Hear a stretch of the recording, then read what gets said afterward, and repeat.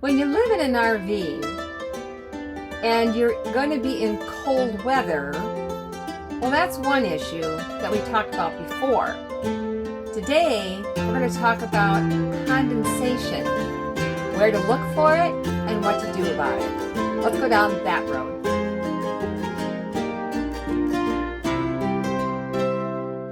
Hello, faithful people. I'm Orlene. I'm Gary. In our last video, we talked about the surprise snowstorm in Tyler, Texas, that we never would have thought would happen here. We actually got about 4 to 6 inches, and that's very rare. We showed you some things in that video about how to keep things warm inside and how to take care of some things outside. Today, we're going to talk about condensation.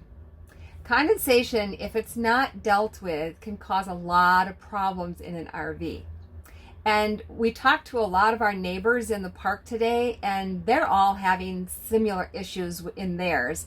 And we exchanged some ideas on what we're doing and what they're doing, and we're going to show you where to look for it, what to do about it, and ideas you might want to try, maybe even in your own home if you have problems with it in your house.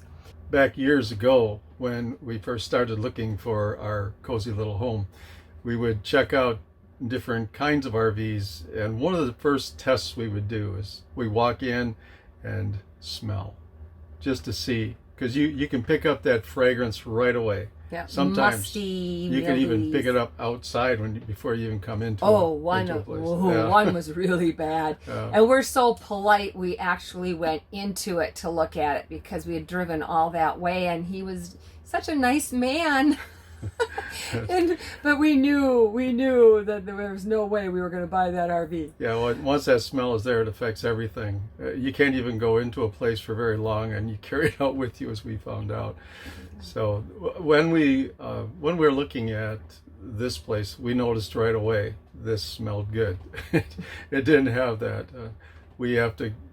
She went through the cabinets and the corners, and she would just touch the walls and poke at the ceiling to see if there were soft spots, and that's always an indication. Yeah. Watch out. Yep. It's not all. It doesn't always come from a leak. A lot of times it can just be from condensation. One of the things to look for is streaks under the windows. If you see a lot of streaks or discoloration under the windows, that could be a result of condensation. And it's a kind of thing you have to keep doing. It's not an examination you do once. You have to do it even in the summertime. Just casually go around, take a flashlight, look up in the corners, in the cabinets, in the closets, even in the bed, under the bed. We found out we kind of missed that one. And we've got some cleaning up to do there when we get some nicer days. Under our bed, we have a lot of stuff under there that is supposed to be going to our daughter and family in British Columbia, but because the borders have been closed, we have been carrying all those extra things under our bed for the last year and a half. Actually, it's been more than a year and a half, and it takes up a lot of room, and we've just been hanging on to it. We've been sending things here and there, but it's taking a lot to get things into Canada, even package-wise. So we're kind of at a dilemma of what to do with all that, but it would really be great if we could get it out of there so we'd have more room for air to flow under the bed. And now I'm going to show you where we discovered some of the condensation in places we had not seen it before, and some of the things we're doing to take care of that. This is what we found in a cabinet that was up above the sink. It's a little disorganized right now because we took some things down from the top when we discovered what happened. There was condensation in that corner up there, and it went all along there, and it went about here. Well, actually, it came all the way to that seam right there. And it was wet, and you could see droplets and frost. So we got that emptied out.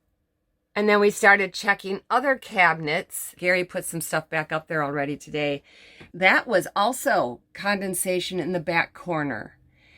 And it was all just from being closed. So during the night, we left the cupboards open to get air movement in there.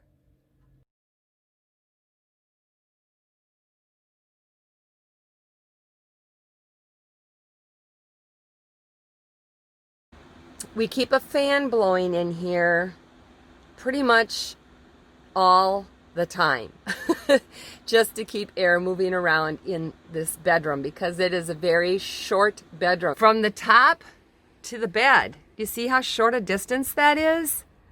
That's all we have. And the floor is totally exposed to cold.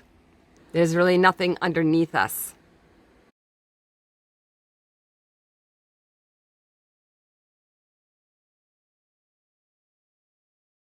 I'm going to show you our closet. This is my closet. This is how wide it is. Up above I keep t-shirts and long sleeve shirts, things like that. One thing I have to be very careful about, we don't go all the way up. I'm going to put a light on this for you so you can see what I'm talking about. All right, this goes way up. And you see the mildew up in the corner there? I have to wipe that down today. That's from being cold in here last night. Otherwise, that is not a leak. That is just condensation in the corner. And that's the only places we're having the problem is in the corners. You have to be careful not to have your clothes up against the wall. You have to allow air to move around them. And you do not put things in and fill up that empty space. That is not wasted space. That is airflow space. So do not fill it up. You've got to keep air moving in there. Now you'll notice my hanger clothes go all the way to the floor. There's no place to put shoes or anything like that in there.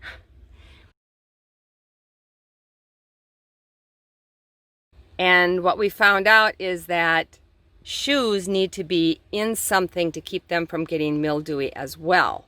Say we keep our shoes in bags because it helps to protect them from mold and mildew, and it keeps the floor clean because you wear them outside. They get dirty.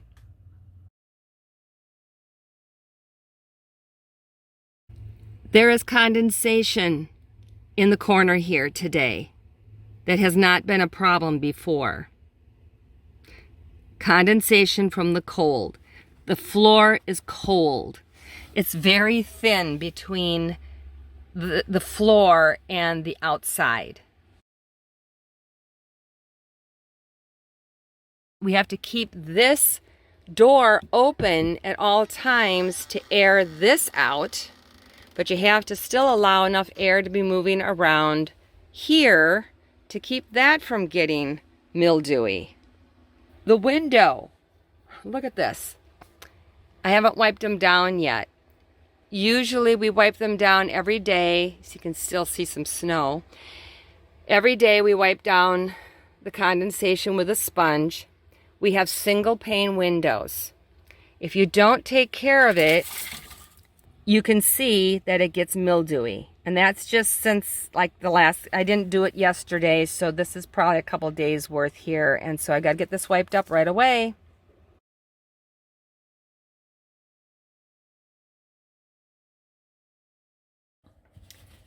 Not only is the condensation on the windows, but look what it's doing to the door. It's just, Gary's already wiped this off. That was all black. Top part still dirty. Yeah. It's just, yeah. It's all, I'm down here by the door. Look how black that is. By the hinge, that's really bad. So that's getting wiped up. One of the things we've done to help with the humidity in here is this little dehumidifier. And I've noticed that even with all the rain we got last week and then the snow, that this really isn't getting much water in it, which tells me that this is empty, and it is. Just need to put in a new refill. It's called Hummy Dry, and it's recommended actually for homes as well. But this takes care of 160 square feet, and we're 180, so that's pretty close. There's three packets in here, and this is the last one now. Now they're supposed to last for a few months each. Obviously, we have been in more humid weather here than what this is ready for. But it's a pretty thick thing. Here it's just got some kind of absorbing beads in it. And then as the water goes in through this, it drains down into here and collects. And we have been emptying it on pretty regularly, and now it kind of stopped, so that's a good indication that the bag needs to be changed. It feels kind of oily. It's the salts in it or something, so I have to keep wiping it down all the time because it does collect a little bit of dirt, and especially on the cover. But it's pretty easy. I'll just open this up, put it on top, and then snap this back on, and we'll start collecting water again. This has been emptied and wiped out. And now all I do is just take this out of the plastic bag, snap the lid on, put this there, and put the cover on. And that's it. And they're recommended for basements, closets, all kinds of things if you have that problem. We cannot have it in our closets because our clothes would be touching it, and that would not work. One more thing we thought about doing is to make an extra layer on our windows, but we wanted something clear. And how many places did we go to and ask and call? Lots. Definitely. And most of them didn't even know what we were talking about. Right. Because it isn't needed that much here. It's just not that cold. No. Most of the time. Most of the time. So we did something we don't normally do, and that was to order something off of Amazon, which I know a lot of people do, but we like to support our local businesses. And we ended up having to go through Amazon because we're the only ones that had it. And what was that? Ta-da! Window insulator kit. Now, if you're from the north, you probably know what these are. If you are from the south, you may not. Our dining room window is the one that we thought about doing this to first and foremost, because this is the one that we like to watch the bird feeders outside and just kind of like to just see what's happening around us when friends go by or whatever. So that's the one we're thinking about putting it on first. But then we looked at the coming forecast. And I think we may be through the worst of it.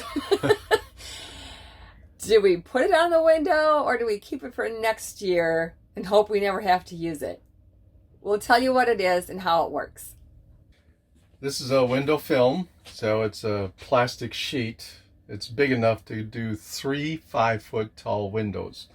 We don't have that many, but they don't come in a smaller package. So it's also got some mounting tape, which is the tape you put around the outside frame.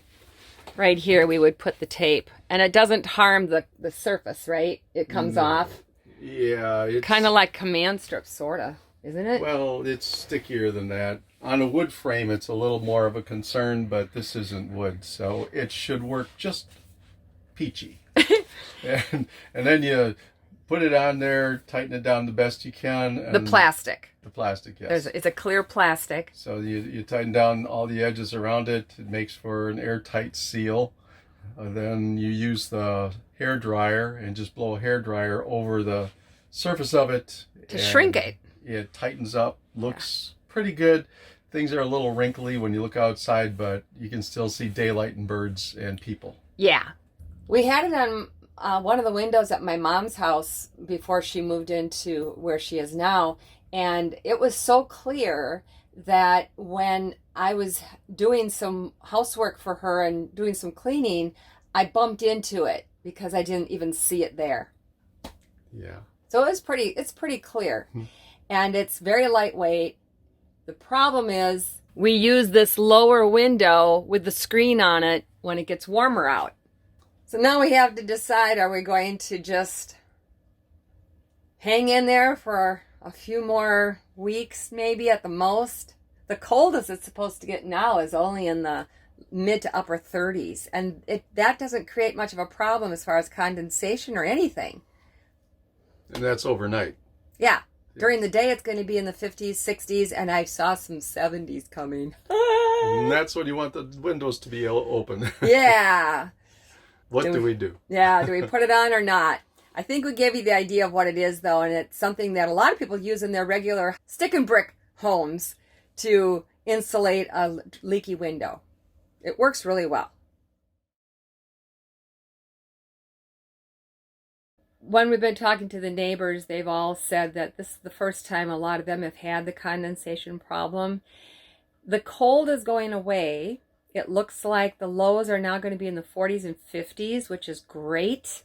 And the highs will be in the 60s, getting into the 70s real soon here again. But we're going to have a lot of rain. So the condensation is probably going to still be an issue. And that's why I'm going to start using some things that I found today. I found these at Walmart in the laundry area where you find laundry baskets and hangers and things like that. And it just hangs in the closet, collects the water, and then you toss it away. I don't like the idea of tossing plastic away, but it's going to help to keep things dry in our closets. This is the other thing I got for our closets. There's 4 hanger things in here, so we'll probably each get at least one, and then I'll maybe have the other hangers someplace else. And then the 4 blocks that are just by themselves, I'm going to put those under the bed and hope that that helps to freshen things up under there. Hope you found this video helpful for you and to give you some ideas on things to be looking for and how to take care of that issue. It is a very common thing if you live in an RV and you are in a colder climate or a colder spell and you have heat inside, you're going to have condensation. If you like this video, please give it a big thumbs up. Hit that subscribe button down below. Next to it, a bell is going to pop up. Ring the bell and then click on all, and you'll be notified every time new videos come up. Check out our Facebook page, Roads of Faith, for extra features. Sometimes I put recipes on there, some healthy recipes. So be checking all that out on our Facebook page, Roads of Faith. And until next time, stay dry and God bless.